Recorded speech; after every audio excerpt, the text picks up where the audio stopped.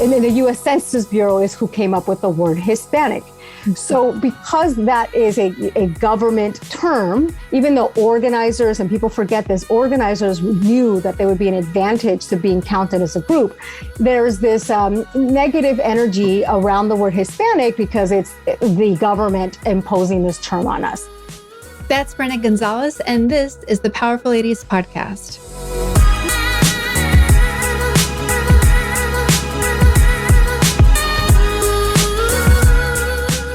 Hey guys, I'm your host, Cara Duffy, and in this episode, I have the pleasure of sitting down with Brenda Gonzalez, founder, co-CEO, and co-host of the Tamarindo Podcast, a Latinx empowerment podcast. We discuss the impact of Prop 187 in California and its impact on national politics. We go down the rabbit hole of the origin of the term Hispanic, and we talk about why representation, organization, and access to source documents matters so much for every group to be counted, understood, and to have fact-based truths. Before we jump into this episode, I want to take a moment and invite you to join my Thrive membership. Thrive is built for entrepreneurs who are looking for access to a global community of fellow entrepreneurs, for business coaching, and 24/7 available tools and resources to grow your business so you and your business can thrive.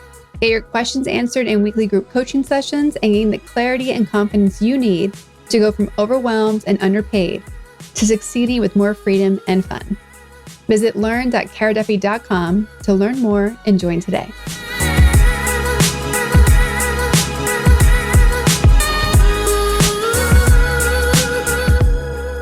So welcome to the Powerful Ladies Podcast. Let's jump right in. Please tell people who you are, where you are in the world, and what you're up to.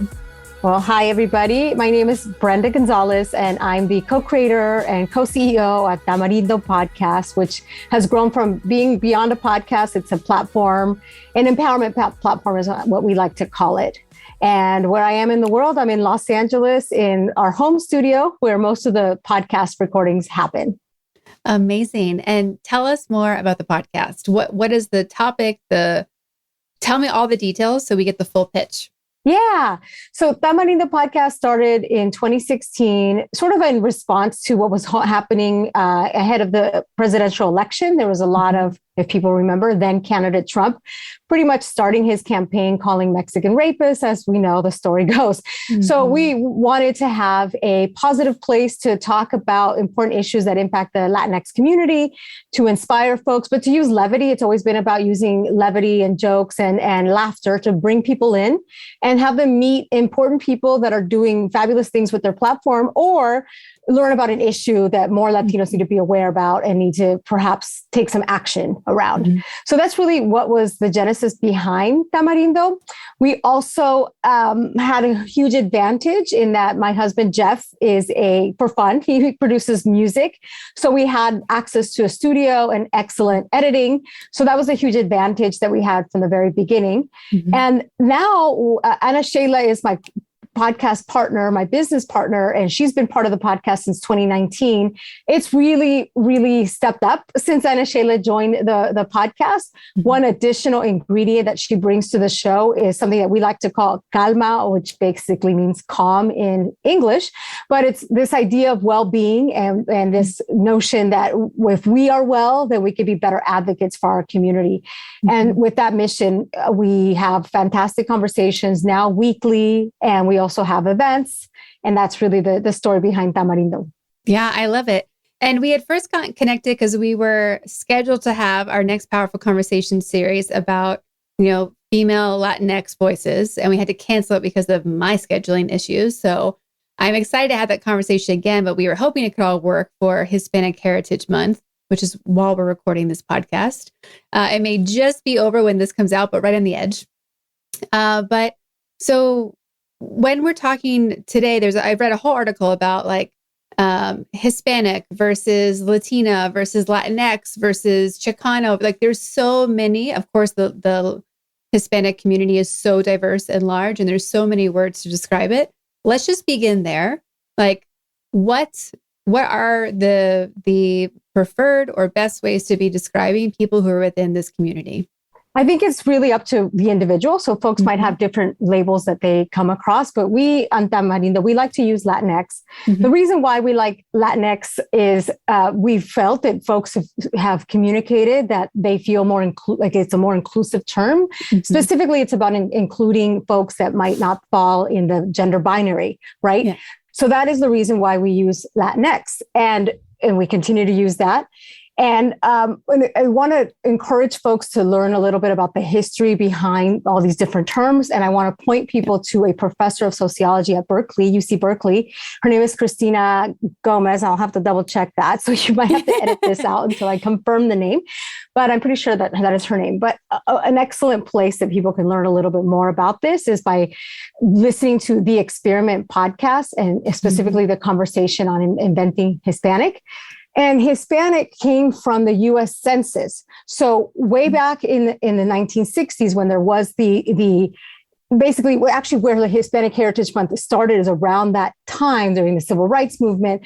There was also a lot of Latinos in the U.S. that were organizing, specifically Puerto Ricans up in the Northeast and Mexican Americans in the Southwest.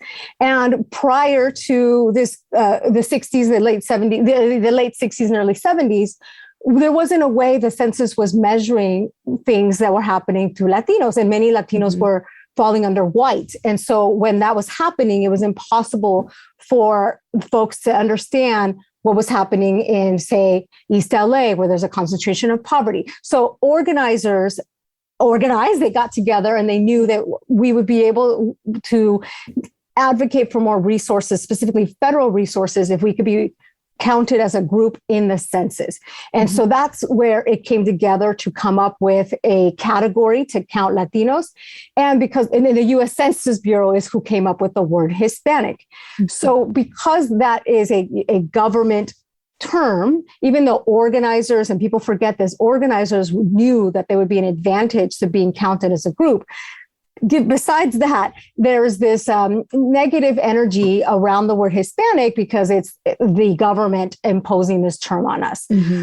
Regardless of that, it seems to be the case that more people are allergic to that term on the West Coast than they are on the East Coast. The East Coast still uses Hispanic, and they don't have that because it doesn't have that negative weight behind it.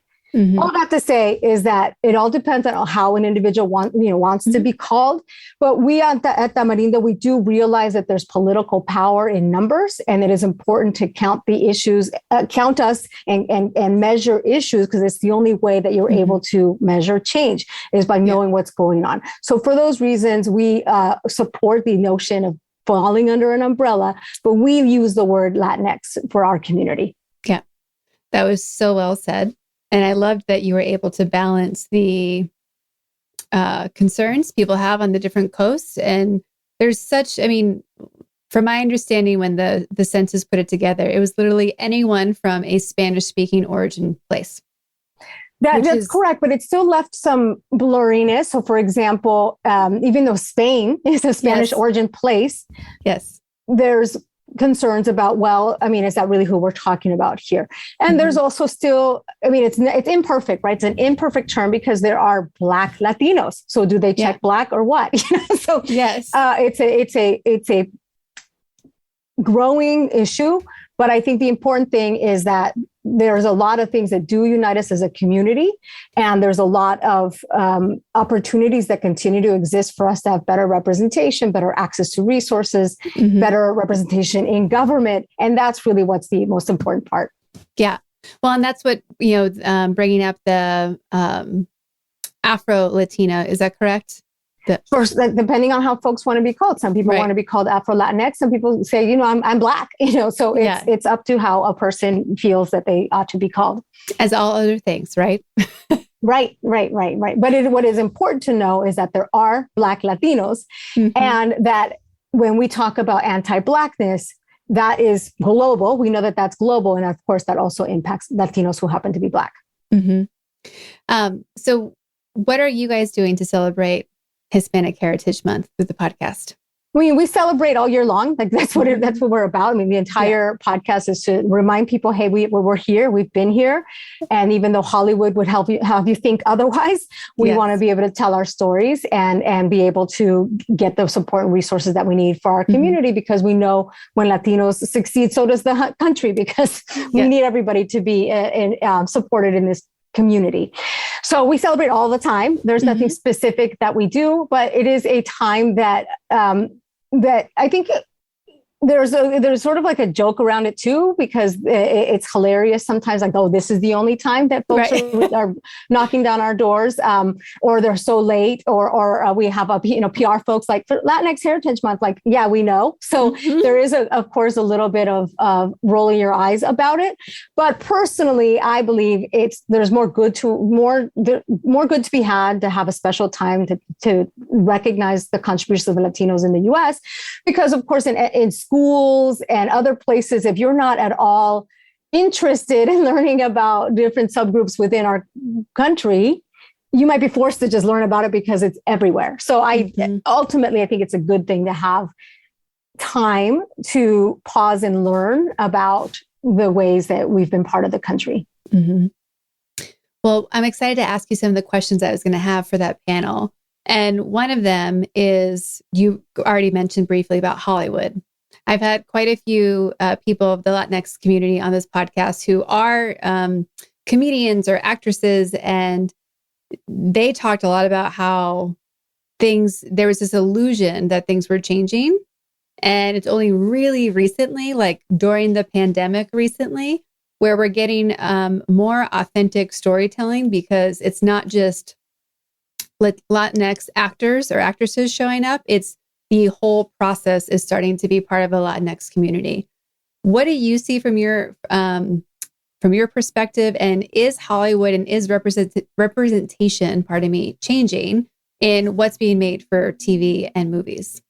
I mean, I think the correct experts for this would be folks that are part of the industry, and also great researchers that are investigating this and measuring it. I know that the Hispanic caucus in Congress actually released a report measuring this. So really, that's where I want to point people to get a real snapshot of what's going on.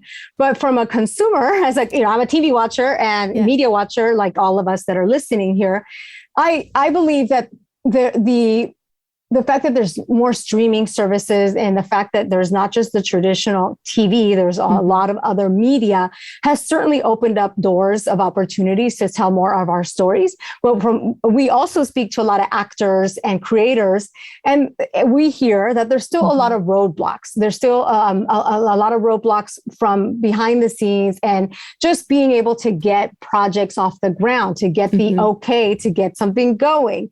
So I think clearly there has been progress. I believe that there's, Gentified on Netflix is a wonderful show that I want to encourage folks to take some time to check out, because it is created by young Latinx folks. And it's a wonderful story. So everybody should check that out. There's shows like that. There are examples that we can point to, but there's not enough. And anytime there is something that gets produced, it is so rare. And as we just talked about the complexities within our community, there's like 75 think pieces about how it could have been better, right? And then that doesn't happen in other projects. So progress has been made, but there's still much more work to do. Yes. And I want to give a shout out to Annie Gonzalez from Gentified, who's been on the podcast. She's amazing. I also recently watched, I think is as you've been saying, a great resource. And I love that you're having true places for people to go, because it roots it in, go learn yourself, get the facts from the people who are like certified to get facts. But there's a great documentary on PBS, specifically LA PBS, about how immigration policies shifted in America because of California in the 1990s. I believe it's 187, Prop 187. Right, Prop 187, yes. And for everyone who has no idea what we're talking about, what do you know about 187? I can fill in what I learned from the documentary, but I don't understand how we're not talking about that movement and what happened in the scope of the entire US, because it literally changed having immigration be a political conversation and be a party conversation after that point? Yes, there's someone that's researched this extensively, and that's Dr. Manuel Pastor at USC. He's got a fantastic book. It's called State of Resistance, and folks can really get the entire picture. So here's the high level overview. Prop 187 was, Governor Pete Wilson, and this idea that undocumented immigrants should not even be able to have their children go to school, and so denying basic services that are constitutionally protected. So it really did galvanize the Latino community. And it was also indicative of this long history of what was happening in California. What was happening in California is that it was becoming more diverse. There were more immigrants coming, and folks, California used to be this fantastic haven where from the 60s, investing in public education, we had great public schools. And as folks benefited for generational wealth, including the GI Bill that was denied to Black people, for example, as these white families started to establish themselves and have resources, they all of a sudden were like, well, I don't want my tax dollars to go to those kids that are brown, basically is what they're. So this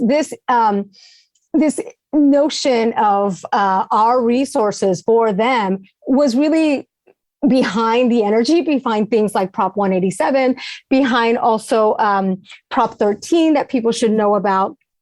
Anyways, Prop 187 was so disgusting that it really did galvanize folks, but organizers were already working on things. And it was the work of organizers that really changed the face of California, where now this is why Dr. Manuel Pastor called his book State of Resistance, right? California was the state more anti-Trump and really pushing back all the whole 4 years. How did that happen? How did we go from we hate immigrants to we're going to tell Trump that is not cool here in California, right? Yeah.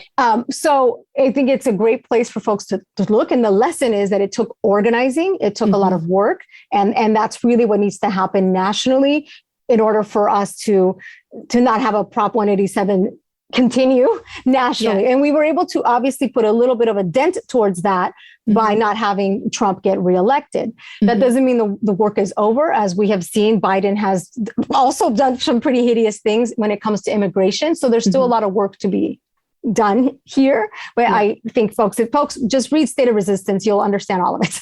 Yeah. Well, and what I think was maybe like as disgusting as the proposition was, what made it even darker to me was that people knew it was complete nonsense. They knew it was unconstitutional, and they used it simply to win an election because it was so decisive. Right. Like they used it knowing it was bad. And that's the part that I like, I just couldn't get over that piece. Like, it's bad and you're using it anyway because you just want to win. And that's what has swept across from California out. So it's really interesting how it shifted everything. And read the book, go find the documentary. It's one of those things that, not being someone who grew up in California, when I watched it had all these aha moments of how all of the different things about the culture and what's happening socially, politically, and beyond, all of a sudden made sense in such a different light than they did before. Yeah. And what I'm hopeful for, if folks want to know what Pete Wilson was like, just look at Governor Abbott in Texas. So, and the language there that where he says that there's a surge in COVID there because of all the immigrants, it's completely toxic what's happening in places like Texas. But what I hope happens is that organizers can really change the face of what's happening in Texas, but we have to also recognize that they're up against voter suppression and horrible, insidious things. But Prop 187 and the energy behind that is still around us in many different places. Yeah. So we've talked about TV and film a little bit. We've talked about, a little dip into the politics with this one prop conversation. Are things changing for the Latinx community in California, in the US? Are they getting better? Are they getting worse? Is it moving with the country where it's all getting more divided versus being a collective? What do you see and what are you hearing through the podcast? I mean, certainly there's division around anybody that lives in the U.S. and Latinos live in the U.S. and Latinos are a huge group of people. So there's division within Latinos, right? There are Latinos they're happy to be Republican, right? So because they are American and just like there's Republicans in the nation and Latinos are part of the nation. But I think, let me go back to California. I think California is a fantastic example of progress because one, we just had a recall election here in California, and we were clearly, we sent a message that no recall, we want to continue on the path that we're in. And that included Latino voters being pivotal in making that be the case. Why? I think it's because with Governor Newsom, again, this is the work of organizers. He's just the one that signed the bill. But organizers for a very long time have been trying to expand access to Medicaid to seniors who happen to be undocumented because, again, they still live here. They've probably worked and contributed their whole life, and we can't leave folks hanging and uncovered. So this year, or it might have been in 2020, the governor in California passed this bill that allowed seniors 55 and old and over who are income qualified to get access to Medicare, the state-sponsored Medicare. I think it's called something else in California, but I don't know exactly right now. Point is, like there's a lot of positive things that are happening here in California that recognizes the humanity of immigrants, and so I think another common phrase is that the way California goes, so does the nation. So I hope that this is what could happen nationally, but what's different now that is growing that maybe we weren't experiencing to the degree that we are now is misinformation. We have a tremendous problem in this country with misinformation, and that misinformation is in English and in Spanish, and it impacts all of us. And as we can see, the hesitancy for the vaccine is a perfect example. The fact, there's tons of data and science that says the vaccines are safe, yet there's still this hesitancy, and it's because of misinformation and lies. And so that is what we're up against. And we're also up against, as I mentioned in Texas, voter suppression laws happening in different places. So it's hard to say, are we doing better? Or are we doing worse? I mean, there's places where we are doing better. And nationally, for another perfect example for this is that there's national support for getting a path to citizenship for what are quote unquote the dreamers, right? Folks, kids that they're not kids, they're 35, they have homes, they have business, they have their parents. These folks have been waiting in limbo for 20 years, but there's national and bipartisan support for that. That is, I think, a symbol of progress. Will we get it done? That's yet to be decided. How are the conversations changing around the dinner table, between friends, within the Latinx community? How have they been changing from even 10 years ago to 20 years ago? Like, how is it shifting? Well, I would say, I mean, something that does happen with the podcast is what we like to say is sort of unlearning. And this is happening as a country, right? We are unlearning these notions of what the gender binary is, right? We are unlearning homophobia, right? We are unlearning fat phobia. So these are the conversations that our audience is having along with us, is kind of reflecting on the messages that we were receiving, and not just we Latinos, all of us, right? Yeah. And now reflecting and realizing, oh, okay, no, there's actually all kinds of gender fluidity. There's all kinds of sexual expression. There are so many ways that we've been toxic within to each other when it comes to colorism and anti-Blackness and racism. So those are the conversations that we're having now. We're having conversations about embracing the diversity within people. Yeah. If you look back at yourself as an 8-year-old, would you have imagined that this is how you're spending your time and what you're building? I don't think so, because when I was 8, I wanted to be a veterinarian. So I'm not a veterinarian at all. But I think I've always been a bit of a loudmouth. I know that all of my parent-teacher conferences involved teachers, before my mother could understand, teachers just gesturing. She talks too much, right? Like opening and shutting their hand to show that's her talking too much. So perhaps I was destined to talk a lot. Did you grow up in a family that that spoke up and when they saw injustice? Were you part of a community that encouraged you to use your voice in this way? I believe so. My parents came to the US because my brother was diagnosed with a terminal illness called muscular dystrophy. And my parents, I also talk about the privileges that I have. The privileges that I have is that my parents are college educated. They had the resources to uproot their family to come to a new country because they knew it was going to offer the best quality of life for their family. So we were able to do that. I mean, we still had, we were in immigration limbo. So there was still a lot of barriers, a lot of challenges, and my parents weren't able to use their degrees, even though they had them. But I think still as people that had a level of education, they were able to be great advocates for me in school and great advocates for my brother, for him to get the best sort of care. So yes, there's many ways that my family afforded me the opportunities to think about college as of course you're going to college and think about injustices and they also left. Not only did they leave to give my brother a better quality of life, but they also left a country that was economically challenged and also plagued by corruption, which are not things that are, at least they're not as apparent here in the US, even though they might still be there. But that is my background. Obviously you are a powerful lady. You talk to powerful ladies all day long, have partnership with one through the podcast. How have the women in your life inspired you to keep going, to do it anyway when we don't want to, and it sucks and it's hard and everything feels like it's against us? So how have powerful ladies in your life gotten you to where you are today, and how do they continue to support you? Yes, I mean, I'm very lucky that I also have a lot of powerful ladies in my network, and I've had so many mentors and advocates and supporters. And I would say, I mean, there's quite a few that come to mind. I actually just spent breakfast with one person that I consider to be a mentor, and just always someone is cheering me on. And she was a former supervisor of mine, now a good friend and a supporter of the podcast. So I've had some cheerleaders along the way.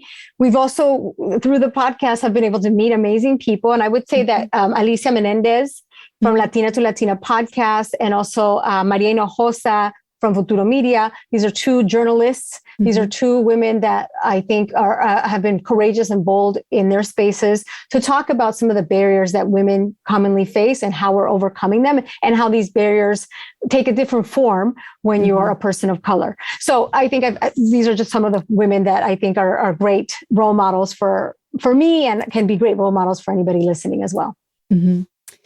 We ask everybody on the podcast, when you hear the words powerful and ladies separately, what do they mean to you? And does the definition change when they're combined?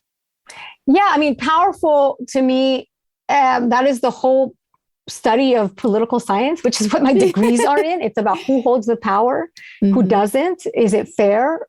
That's basically the gist of politics, right?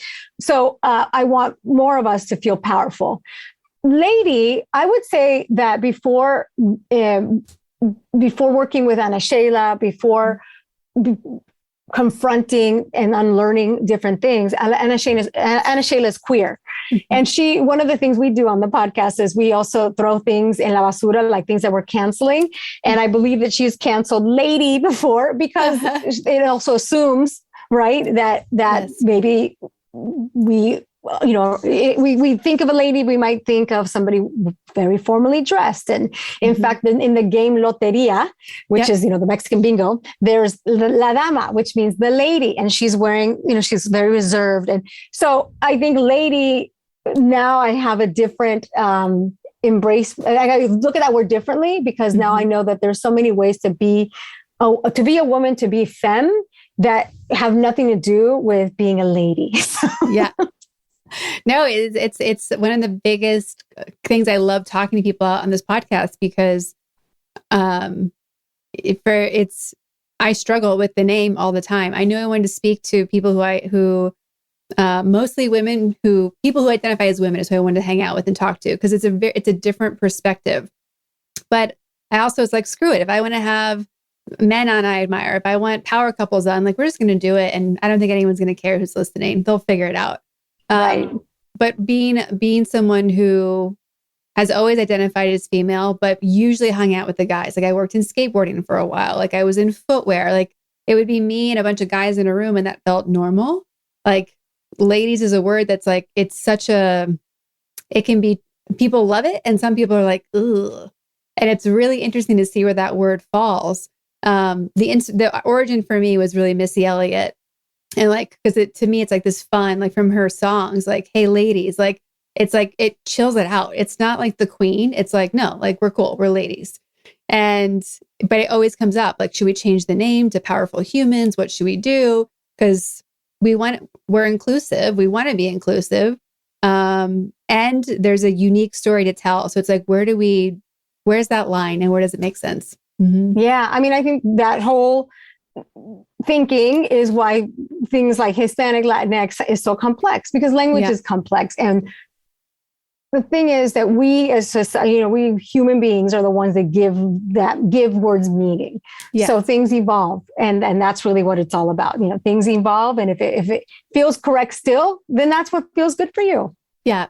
Well, and that's something that I love about the Spanish language that I wish we had in English, and more languages had it, is the difference between ser and estar, right? Because we put in English, so many things sound permanent that are not. Mm. And I love that in Spanish language, there's a differentiation between a temporary and a permanence.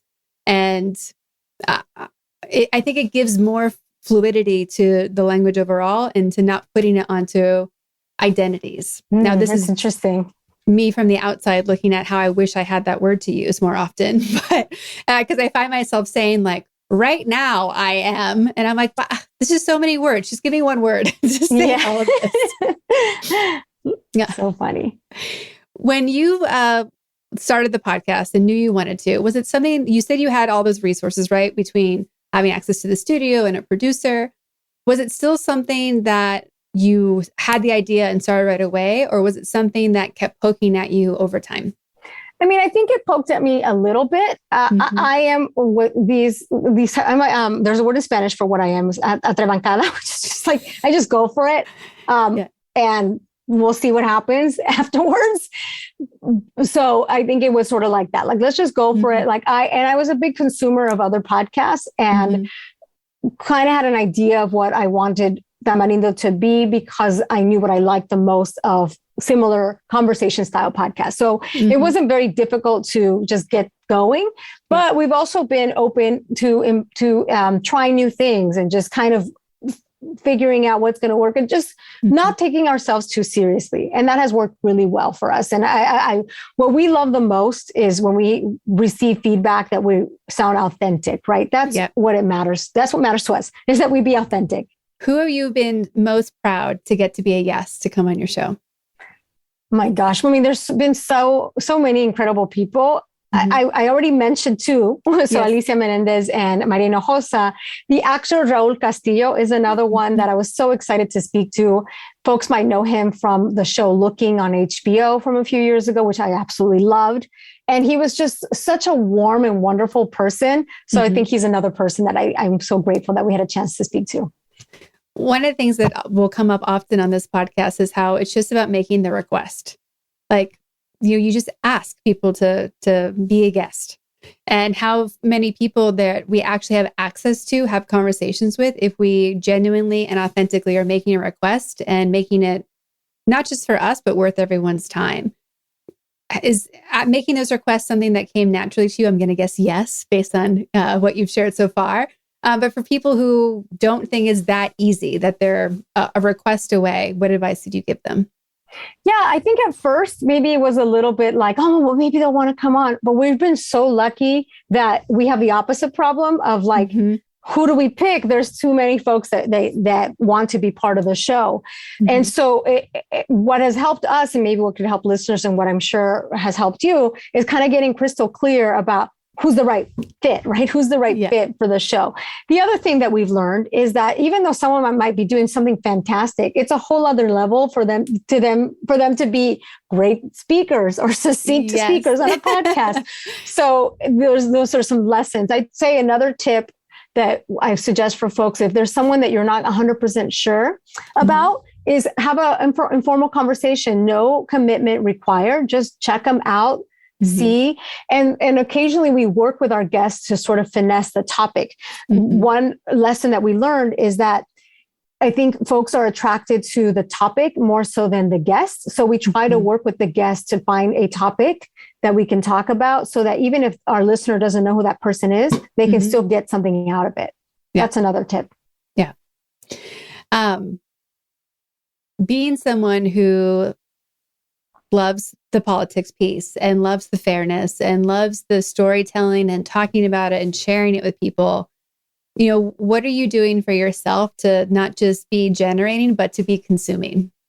Yeah. I mean, like, how do we stay informed ourselves? I mean, we listen to a lot of podcasts. Yeah, that's definitely.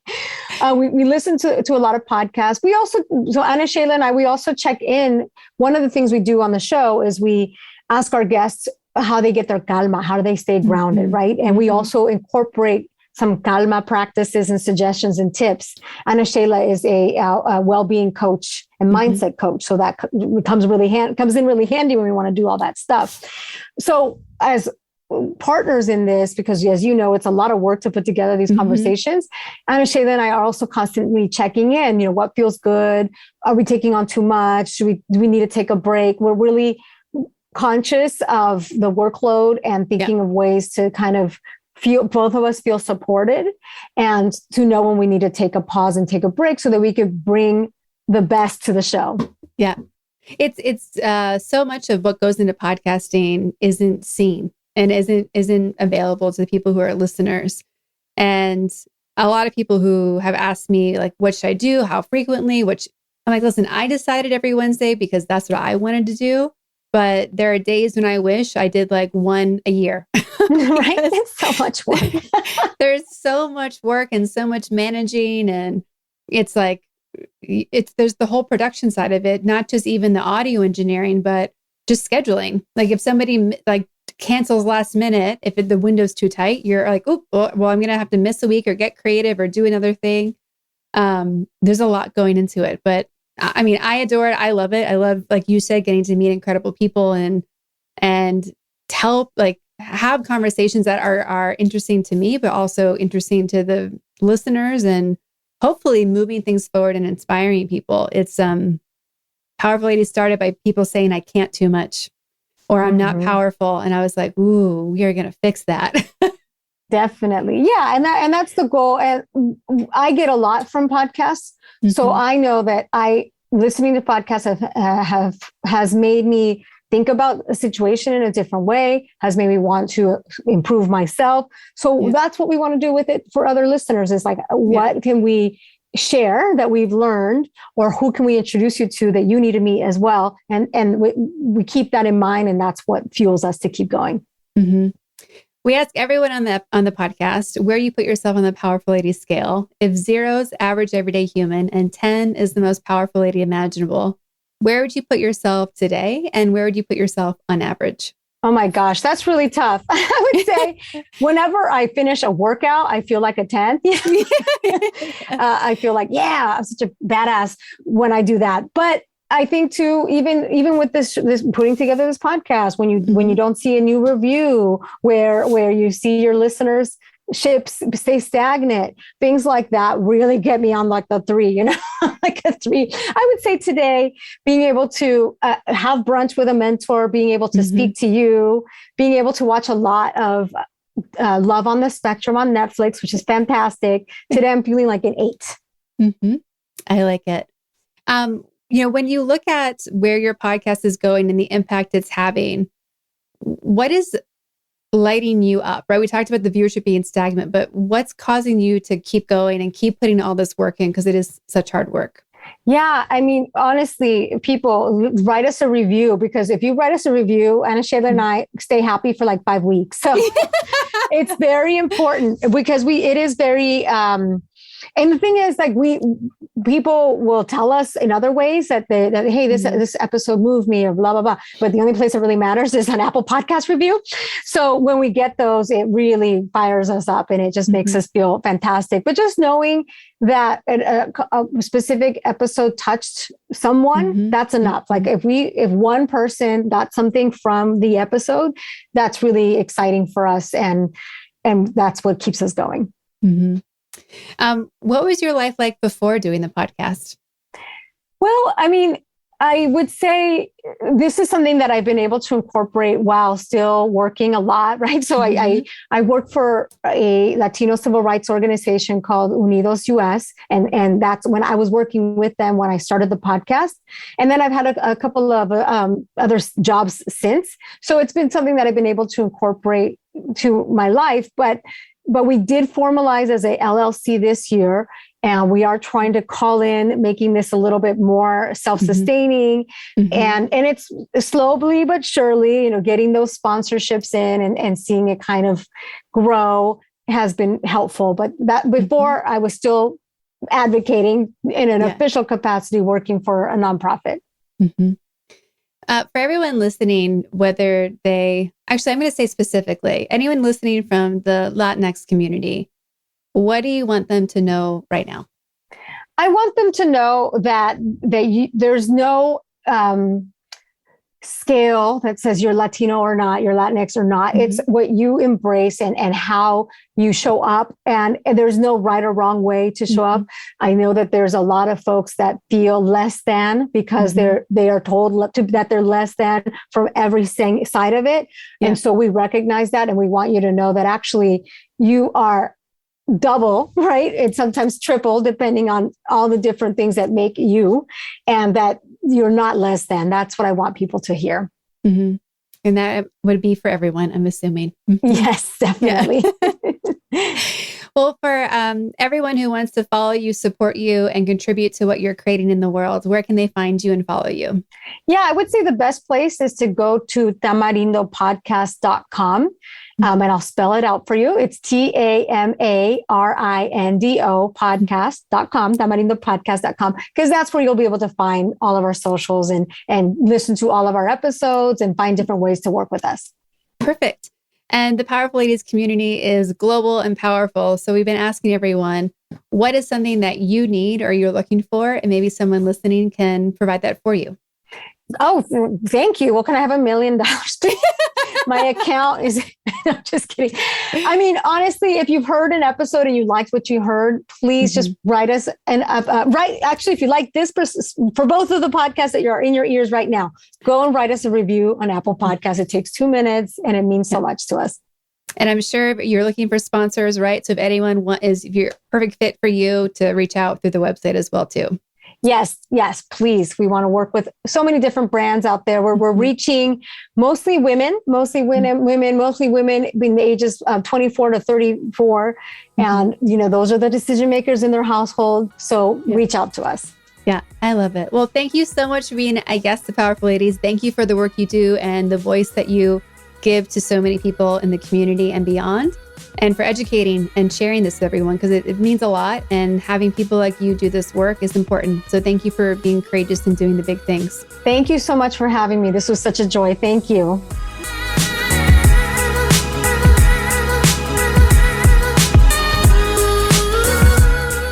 Thank you for listening to today's episode. All the links to connect with Brenda are in our show notes at thepowerfulladies.com/podcast.